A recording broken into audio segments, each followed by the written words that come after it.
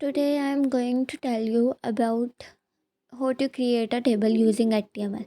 तो सबसे पहले मैं यहाँ पे इसका बेसिक स्ट्रक्चर लिख रही हूँ। मैंने लिखा है डॉक टाइप HTML। उसके बाद मैं HTML का टैग लिख रही हूँ। HTML के टैग के बाद मैंने उसके टैग को क्लोज़ किया है। अब मैं यहाँ पे लिखूँगी हेड का टैग। तो फिर उसके बाद मैं हेड के टैग को क्लोज़ कर दूँगी। अब मैं यहाँ पे लिखूँगी टाइटल का टैग, और टाइटल का क्लोजिंग टैग मैं यहाँ पे लगाऊँगी। और टाइटल के टैग में मैं लिख रही हूँ कि ये मैं यहाँ पे एक टेबल क्रिएट कर रही हूँ। उसके बाद मैं यहाँ पे बॉडी का टैग क्रिएट करूँगी। ओके, तो यहाँ पे मैंने बॉडी का टैग क्रिएट किया। अब मैं बॉडी के टैग में एक टेबल क्रिएट कर रही हूँ HTML को यूज़ करके। मैंने यहाँ पे टेबल का टैग लगाया। टेबल के टैग में मैं अब इसके अंदर टेबल की रोज़ क्रिएट करूँगी। पहले टेबल रो लिखूँगी। टेबल रो में मैं सबसे पहले लिखूँगी कि टेबल हेड। टेबल रो मैंने अभी लिखा। अब टेबल रो का मैं यहाँ पे क्लोजिंग टैग लगाऊंगी, और मैं यहाँ पे थोड़ी स्पेस दे रही हूँ, और मैं यहाँ पे लिखूँगी टेबल हेड। सबसे पहले मैं इसका बनाऊँगी हेडर। टेबल हेड मैंने यहाँ पे इसलिए लिखा है कि क्योंकि जो मैंने ऊपर टेबल हेड में लिखना है वो ज़रा थोड़ा बोल्ड हो जाए। फॉर एग्जांपल मैंने यहाँ पे किसी स्टूडेंट का नेम लिखना है, यहाँ पे मैं स्टूडेंट नेम लिख रही हूँ इसीलिए, ताकि टेबल हेड मैंने इसीलिए लिखा। मैं यहाँ पे TD भी यूज़ कर सकती थी, लेकिन मुझे थोड़ा बोल्ड चाहिए था, तो सो मैंने यहाँ पे लिख लिया स्टूडेंट का नेम। अब स्टूडेंट के नेम के बाद मैं यहाँ पे एक और रो क्रिएट कर रही हूँ, जिसमें मैं टेबल हेड डाल रही हूँ। टेबल हेड में क्या रख रही हूँ, मैं रोल नंबर रख रही हूँ, स्टूडेंट का नेम, रोल नंबर। और फिर उसके बाद फिर मैं एक TH का कॉलम क्रिएट कर रही हूँ। आप इसको कॉपी पेस्ट भी कर सकते हैं नीचे। तो जिसमें मैं लिख रही हूँ स्टूडेंट्स के मार्क्स आएंगे। पहले स्टूडेंट का रोल नंबर आएगा, फिर उसके मार्क्स आएंगे, फिर उसके बाद हमारे पास आएंगे उसके ग्रेड्स आएंगे। ठीक है, ये मैंने एक रो क्रिएट कर दी टेबल में। तो मैंने TH यहाँ पे इसीलिए लिखा है ताकि ये चीज़ें जो है मुझे बोल्ड चाहिए।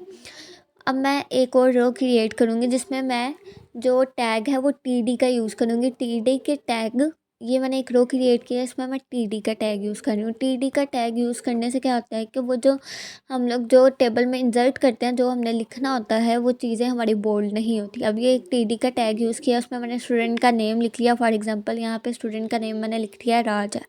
फिर उसके बाद फिर मैंने एक और TD क्रिएट किया, और यहाँ पे मैंने स्टूडेंट का नेम लिख लिया कि यहाँ पे स्टूडेंट का नेम फॉर एग्जांपल राहुल है।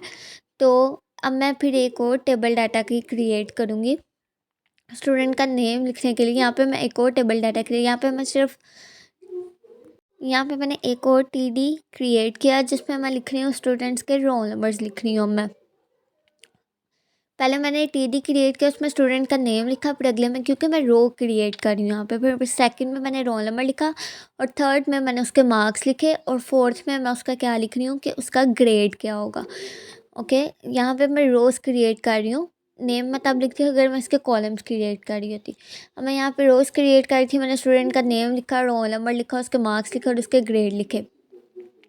तो यहाँ पे मैं TR का क्लोजिंग टैग लगा रही हूँ। अब मुझे एक और रो क्रिएट करनी है। तो ये मैंने रोज़ क्रिएट कर ली दो। सबसे पहले हम इसकी आउटपुट देखेंगे। आउटपुट में अगर मैंने इसे वेबसाइट को लाइव किया तो हमारे पास ये आउटपुट आए। ये कोड लिखा था मैंने,